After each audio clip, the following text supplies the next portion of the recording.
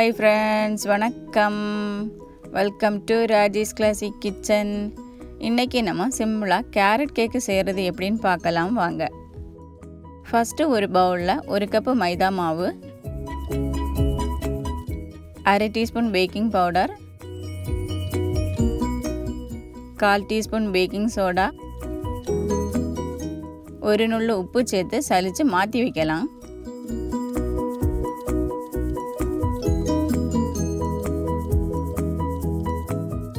இப்போ ஒரு பவுலில் 2 முட்டை எடுத்திருக்கேன். இதை நல்லா பீட் பண்ணிக்கலாம்.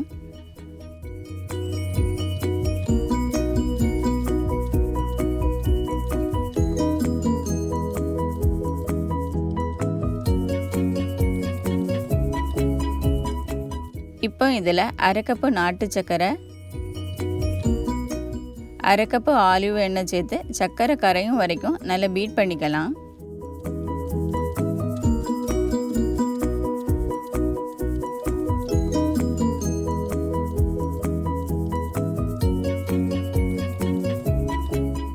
இப்போ இதில் சலிச்சு வச்ச மாவை பாதி பாதியாக சேர்த்து மிக்ஸ் பண்ணிக்கலாம்.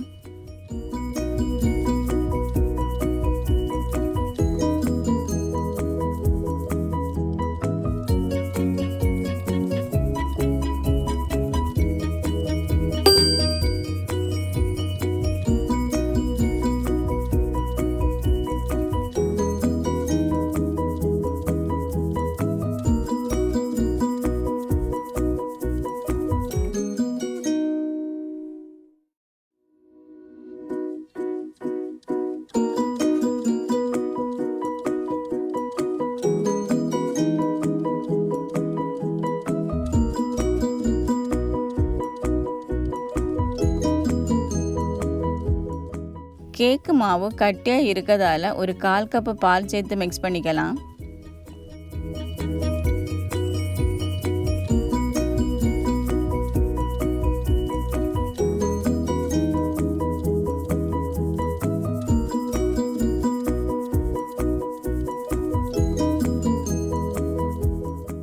எல்லாம் நல்லா மிக்ஸ் ஆகிடுச்சு. இப்போ இதில் 1 கப்பு துருவின கேரட், 1 டேபிள் ஸ்பூன் கருப்பு உலர்ந்த திராட்சை,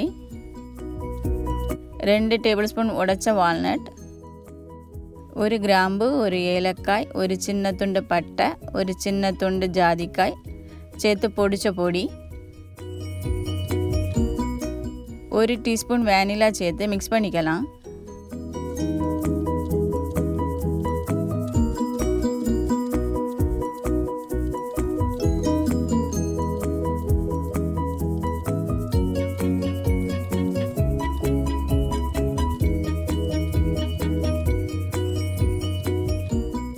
பேட்டர் ரெடி ஆகிடுச்சு.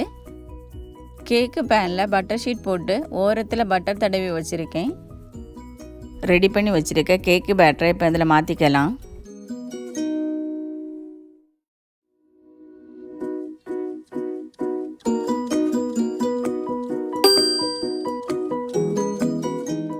இதில் உள்ள ஏர் பபிள்ஸ் போக இது போல் தட்டி விடலாம். இப்போ இதை 350 டிகிரி ஃபாரன்ஹீட்டில் ஒரு 25 நிமிஷம் பேக் பண்ணி எடுக்கலாம்.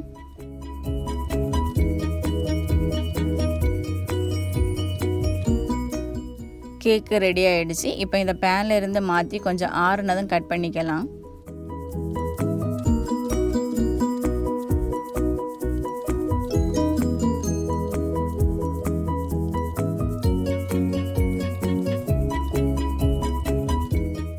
இப்போ கட் பண்ணலாம்.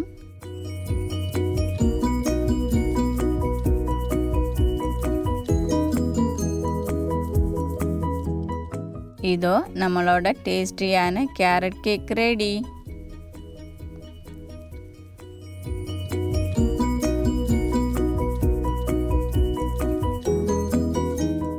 நல்ல சாஃப்டாக அழகாக வந்திருக்கு.